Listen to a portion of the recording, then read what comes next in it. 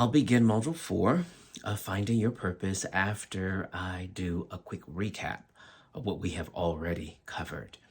In our first installment, I offered for thought that identifying your purpose can assist you find value. Purpose can serve as an impetus to help you live life to the fullest, driven, motivated, inspired, and excited. It gives you a reason to get out of the bed in the morning and to move on with living and not just existing. In our second installment, I shared that purpose can manifest through your skills, your presence, or your abilities as you touch, empower, encourage, motivate, strengthen, and uplift those in your circle of influence. God did not create you to live in isolation. Your purpose is inextricably tied to other people. In our third installment, I pulled a page from my own memoir, highlighting the fact that criticism may open the door to you finding purpose, but you need to brace for impact. Criticism makes you channel your energy, vision, and movement toward overcoming the obstacle that hinders you from achieving excellence. Now, with the recap out of the way, let me start this discussion with a question. Have you disregarded a skill set, an ability, or a trait because it does not garner attention or prestige? While I sensitized you to external criticism in Module 3, I have been silent regarding self-criticism, or more precisely, the tendency of most people to minimize their abilities. Your purpose may not place you on the A list, broadcast your name in lights, generate an entourage of followers, or place you in an interview with a TV personality. But purpose is not about seeking status, recognition, or prestige in any way. So please eliminate that as a factor. Purpose is not even about competing for attention.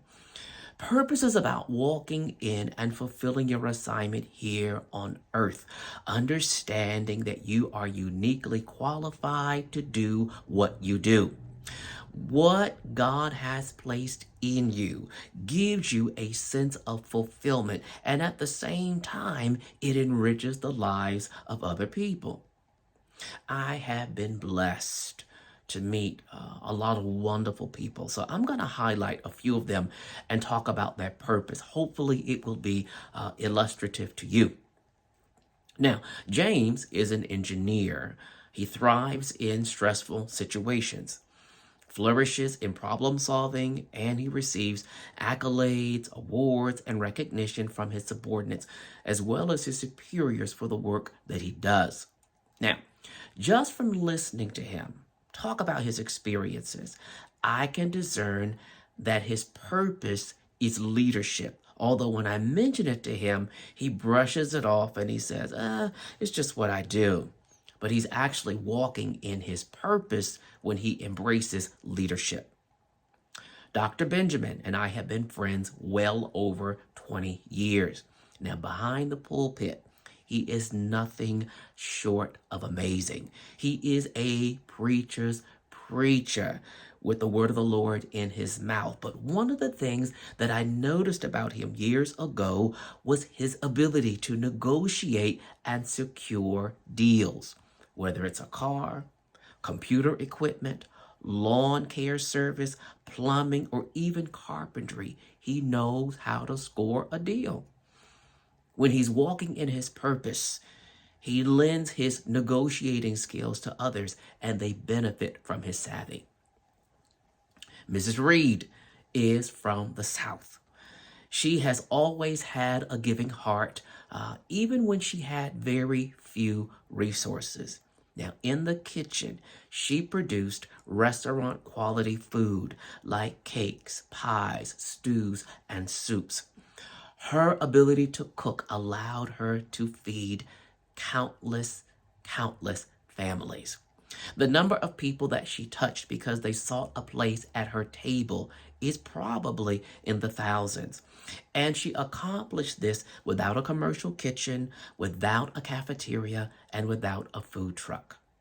I know that her purpose is encouragement and generosity. Again, walking in your purpose is not about public recognition, but doing what God has uniquely designed and qualified you to do. You may need to spend some time uncovering or discovering a talent, a skill, or an ability that you already possess, or one that you have perhaps downplayed because it didn't come with fanfare or a ticker tape parade. Now, I'm going to stop there. Allow me to wish you a Merry Christmas, and let me say peace and blessings to you.